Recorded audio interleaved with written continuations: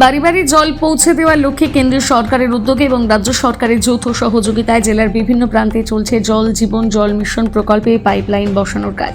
আর সেই পাইপলাইন বসানো হচ্ছে মূল রাস্তার মাঝ বরাবর, রাস্তার ঢালাই রাস্তা কেটে, যার জন্য সমস্যায় পড়ছেন বীরভূমের রাজনগর ব্লকের তাঁতিপাড়ার বাসিন্দারা। কারণ রাস্তার মাঝ বরাবর কাটা থাকায় গাড়ি, মোটরসাইকেল, সাইকেল এবং পারাপার করতে অসুবিধা এবং সমস্যায় পড়ছেন এলাকার বাসিন্দারা। প্রতিদিনই ছোটখাটো দুর্ঘটনা ঘটে যাচ্ছে এই রাস্তা কাটা থাকার জন্য, এমনটি অভিযোগ। তাই এলাকার বাসিন্দারা প্রশাসনের কাছে আবেদন করছেন যাতে শীঘ্রই পাইপলাইন বসিয়ে রাস্তাগুলো মেরামত করা হয়।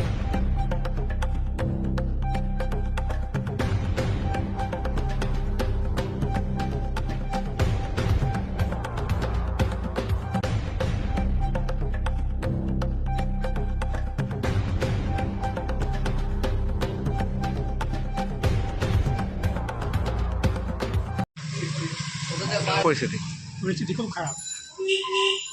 আপনার এখন আমরা চাইছি যে এই রাস্তাটা ঠিক করা হোক। আর সবারই অসুবিধা, জনসাধারণ মানুষেরই অসুবিধা। আপনার নাম?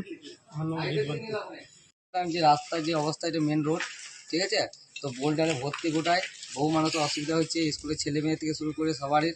অ্যাম্বুলেন্স তো পেতে পারছি না এদিকে এমার্জেন্সির জন্য, ঠিক আছে।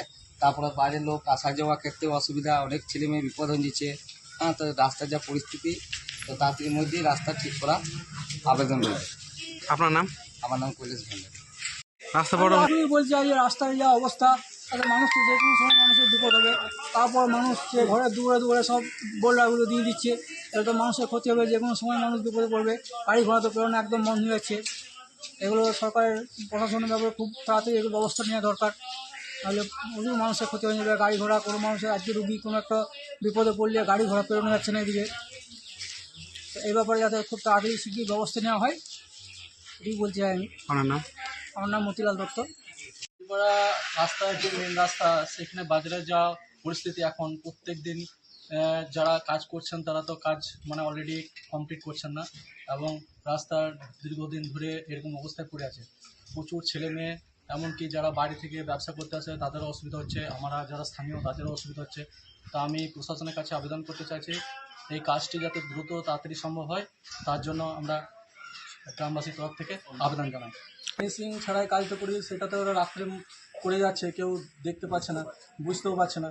তাই আমরা সবাই আবেদন করছি যে সরকার যাতে এটা দেখে এবং প্রশাসন, স্থানীয় পঞ্চায়েত যাতে দেখে, তাদের নজরে যেন পড়ে, সেই বিষয়ে একটু আমরা দৃষ্টিপাত করতে চাইছি। অসুবিধা স্কুল ছেলেমেয়েদের, ব্যবসা এবং বাইরে যারা তারা করছে, তাদের হাসপাতালে যেতে গেলে বিপদ হচ্ছে, গাড়ি মোটরসাইকেল নিয়ে পড়ে যাচ্ছে, অ্যাম্বুলেন্স প্রেরণে যাচ্ছে না, বিভিন্ন সমস্যা হচ্ছে মানুষের।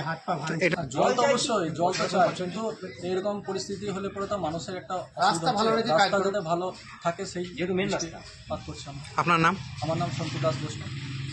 পাড়ার জল সরবরাহ ব্যবস্থা দীর্ঘদিন থেকেই অনেক অসুবিধা, তবুও গভর্নমেন্ট যে এই কাজটি করছে আমরা আনন্দিত এবং খুব খুশি।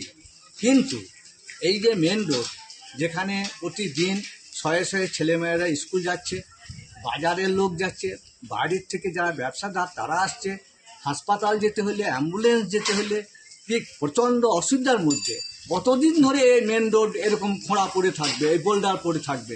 এটা তো তাড়াতাড়ি রাত্রেবেলায় কাজ করেছে, ঠিক আছে, তারপর 2 দিন যাক, 3 দিন যাক, এরকম তো বছর পর বছর পড়েই থাকবে, এর কোনো ব্যবস্থা হবে না। এতে মানুষ কদিন আগে দেখলাম কটা ছেলে পড়ে গেল, একদিন অ্যাম্বুলেন্স যেতে পারলো না। এটা এরকম করে কতদিন চলবে? এটা তো একটা শেষ আছে। হ্যাঁ, জল প্রকল্প সত্যিই ভালো এবং করছে, যারা করছে তাদের সাধুবাদ জানায়, কিন্তু সেই সঙ্গে সঙ্গে তাদের দৃষ্টি আকর্ষণ করছি যাতে এটা তাড়াতাড়ি মেরামত হয়। আপনার নাম? মলয় কুমার ভক্ত।